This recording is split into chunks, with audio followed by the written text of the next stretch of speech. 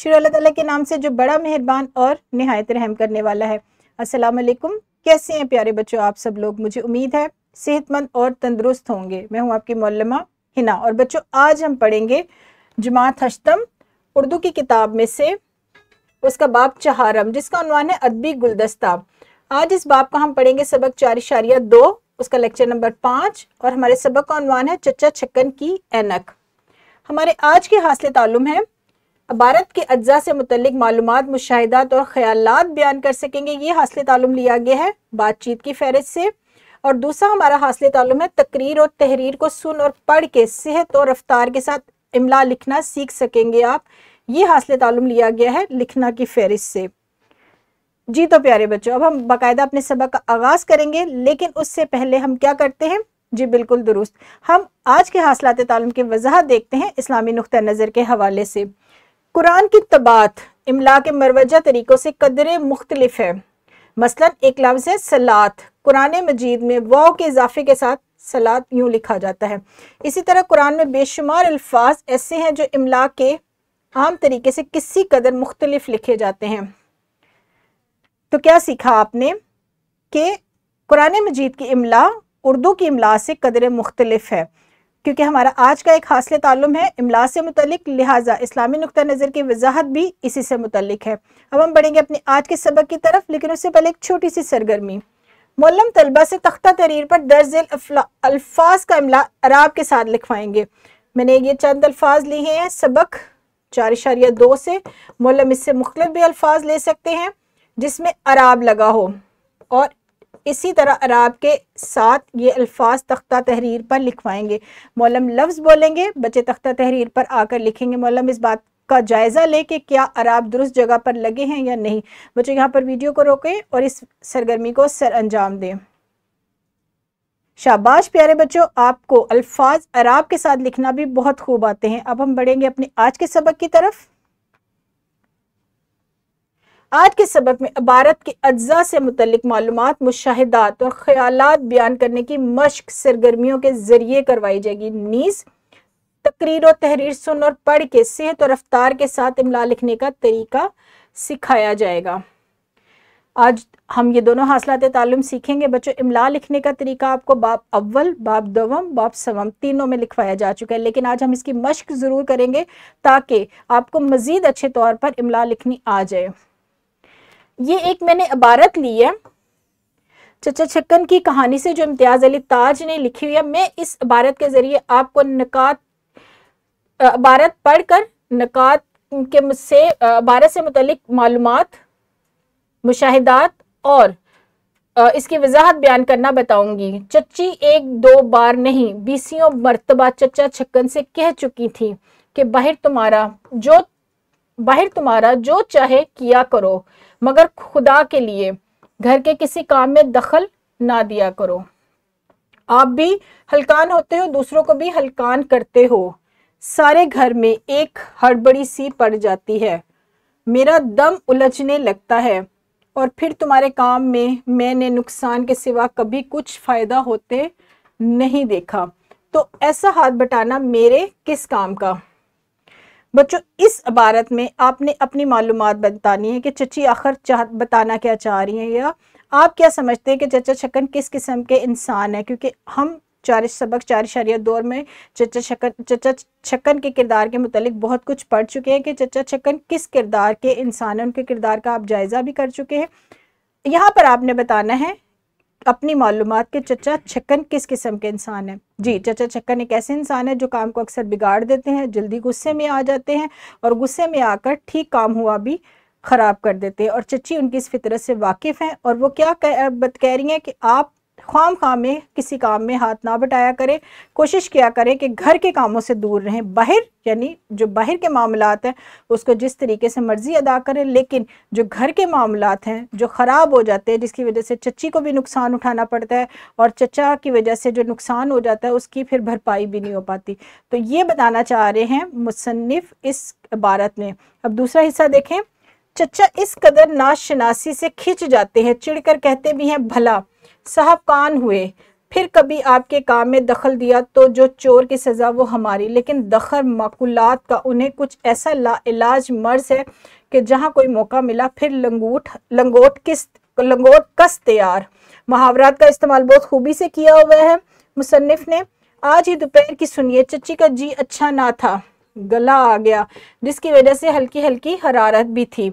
मुंह सर लपेटे दलान में पड़ी थी कि धोबन कपड़े लेने आ गई। चची ने कहा, बड़ी ठंड, आज तो मेरा जी नहीं चाहता, कल या परसों आ जाइयो तो मैले कपड़े दे दूंगी।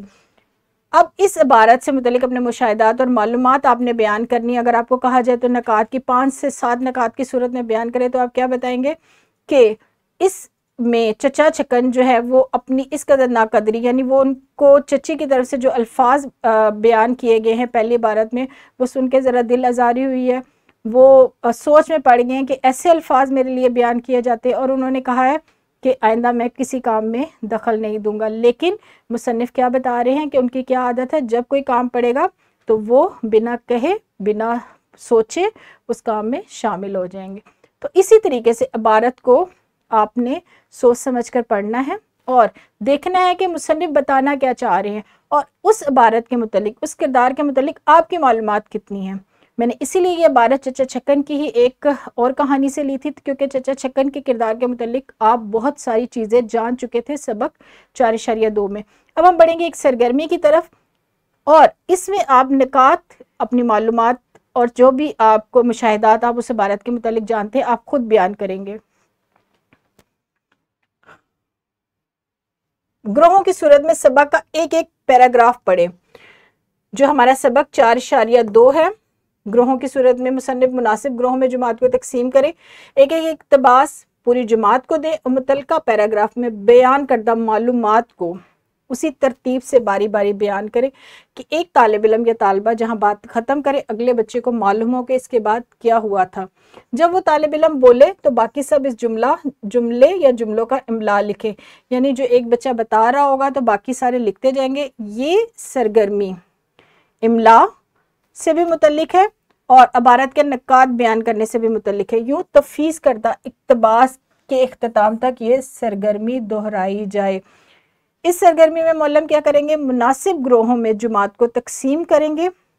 सबक 4.2 का एक एक इक्तबास जुमात के हर ग्रोह को तफीज़ कर देंगे, और उसके बाद क्या करेंगे, बच्चा हर ग्रोह का एक बच्चा उठेगा और अपनी मालूमात बयान करेगा उस इक्तबास से मुतल्लिक, और जब वो बोल रहा होगा तो बाकी जुमात क्या करेगी, उसके कहे हुए लफ्ज़ों को लिखेगी।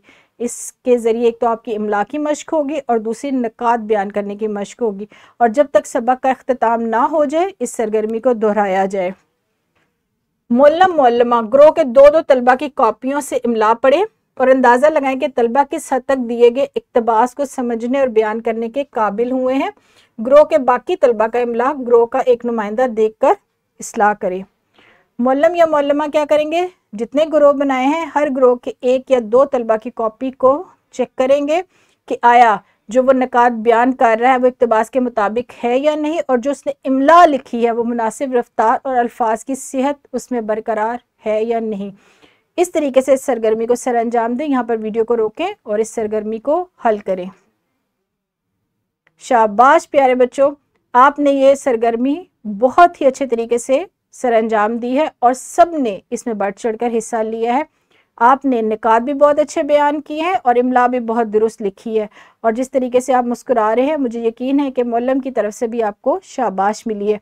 अब हम बढ़ेंगे अपने घर के काम की तरफ कि घर से आप क्या करके लेकर आएंगे, क्योंकि हमारे सबक का दूसरा हिस्सा है वो काम जो आप घर जाकर करते हैं, चाहे वो मश्क के सवालात हो या मौलम आपको वो काम तफीज़ करें। मुसन्निफ इम्तियाज़ अली ताज की लिखी कहानी।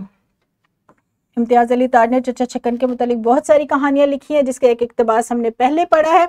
अब ये कहानी है चचा छक्कन ने तीमारदारी की। या तो ये बरकी मीडिया के ज़रिए पढ़ें या किसी किताब या रिसाले से इसको पढ़ें। आपने ये कहानी मुकम्मल पढ़नी है और इस कहानी में से अपनी मनपसंद इबारत मुंतखब करनी है और इसके निकात से मुतल्लिक अपनी मालूमात और ख्यालात बयान करने हैं।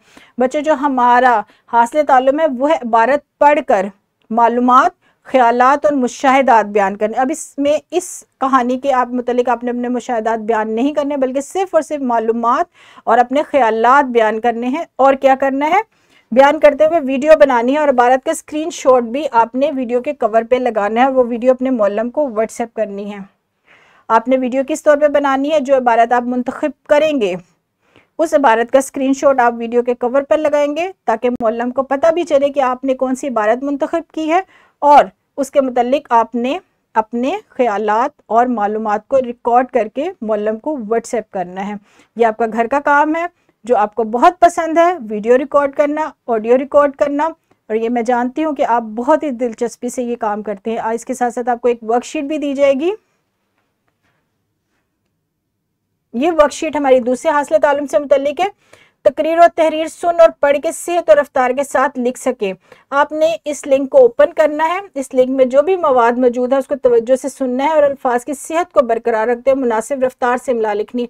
और बच्चों यहाँ पर आपने वक्त भी लिखना है कि कितने वक्त में आपने इस इबारत को लिखा है, यानी जब आप सुन रहे थे और आपने जब इमला लिखी है तो कितने वक्त में आपने इस इमला को मुकम्मल किया है। ये आपका घर का काम है। वर्कशीट और जो आपने किताब इम्तियाज़ अली ताज मुसन्निफ की लिखी हुई कहानी पढ़नी है और वीडियो बनानी है, ये दोनों काम आप घर जाकर करेंगे।